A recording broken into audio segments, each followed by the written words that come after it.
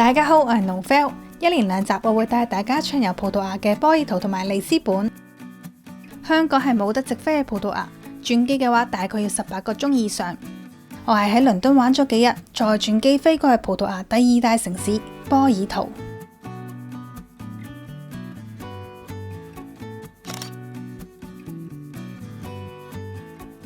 喺波爾圖，我最推薦嘅景點呢，就係呢條路易一世大橋同埋佢沿岸嘅景色。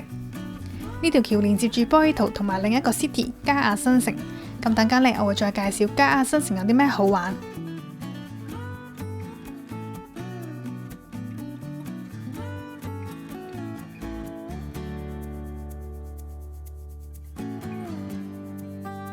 睇完個靚景之後呢，就一定要嚟試下波爾圖最出名嘅 Port Wine。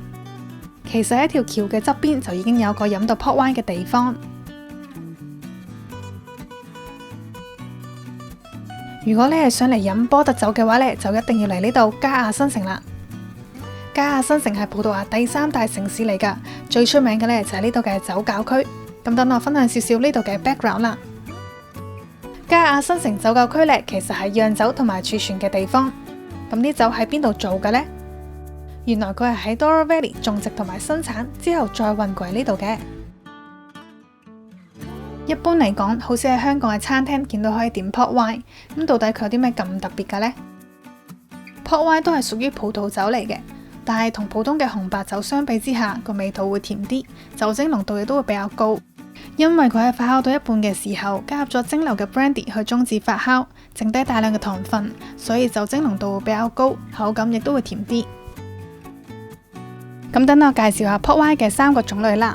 左邊呢杯係2至3年嘅 Classic White Port， 通常係用嚟做雞尾酒嘅基酒，但係上咗年份嘅白酒最好就可以單獨飲。中間呢杯係 Late Bottle Vintage，Vintage Port Wine 係放喺 Ruby 木桶度釀製2年半，再放喺酒樽入面釀製10年以上。而 Late Bottle Vintage 係4至6年，即係耐啲嘅時間先進入酒樽。因為擺喺木桶嘅時間比較短，氧化嘅時間亦都比較短，所以保留住個深紅色嘅顏色，口感上滑啲，味道亦都會 fruity 啲。到最後呢杯就係10年嘅 Tawny 係放喺細啲嘅木桶入面釀製，氧化嘅速度會比較快，顏色上面呢就會比較淺紅色。另外，因為放喺比較細啲嘅木桶啦，吸收到啲木嘅味道，亦都會有啲肉桂嘅味道嘅。其實 Port Wine 通常係作為開胃菜同埋食甜品嘅時候去飲，好少話食主菜嘅時候飲到佢，因為佢比較甜，好難同啲主菜夾到味道，而且酒精濃度比較高。除咗去 Wine Tour， 喺加亞新城酒窖區呢邊亦都有一架觀光船，50分鐘沿住杜羅河參觀6條大橋。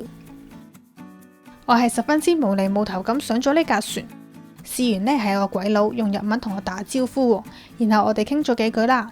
之後佢同佢屋企人呢上咗船，又入我上船喎。我見到係Sightseeing Cruise呢，我就跟住佢上去啦。呢架觀光船除咗係觀光之外，亦都會送一杯 Port Wine 俾你，一路品酒一路觀景。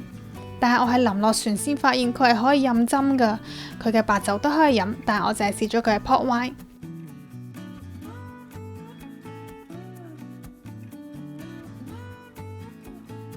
萊羅書店被評為世界10大最靚嘅書店之一。呢間書店除咗出名靚之外，佢同哈利波特都好有淵源噶。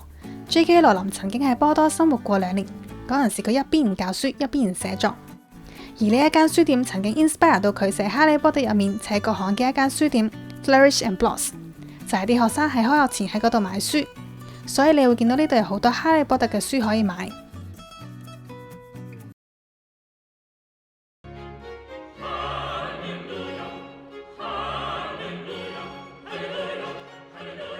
去歐遊嘅時候，其實我中意估下啲建築啊、畫風係咩時期同埋風格。呢個建築就係巴洛克風格嘅教堂。巴洛克建築嘅特色在於你睇落去好誇張、好雍容華貴，佢亦都會有好多裝飾同埋雕刻，例如一啲花花同埋貝殼嘅圖案，亦都會運用好多曲線、對角線同埋比較重視嘅空間感。通常呢都係啲橢圓形嘅空間。咁頭先大家睇到嗰個教堂嘅內部呢，就係用緊橢圓形嘅空間設計。嚟到呢度呢，就係波爾圖主教座堂，因為嚟到嘅時候翻新緊，好多嘢都睇唔到，所以我會俾佢2粒星。呢個教堂係12世紀興建嘅羅曼式建築，你會見到佢有厚重嘅牆、燈柱同埋鐘樓等等，比較強而有力嘅感覺。行到去走廊，你會發現，咦，個風格係唔同咗，好哥德式，有啲尖形同埋蠟狀形嘅拱頂，同埋好多柱去做支撐。而教堂嘅內部其他結構亦都有啲巴洛克風格。佢參雜咗咁多風格，係因為佢之後嘅時期有再做過翻新。我係喺波希圖玩咗2日半，之後再喺呢個小賓圖車站坐火車去里斯本。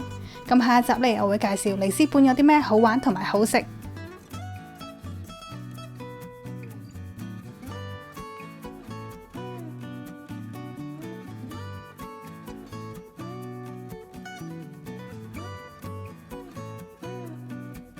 今集就係到呢度先，多謝大家收睇我嘅影片。Stay tuned, obrigado。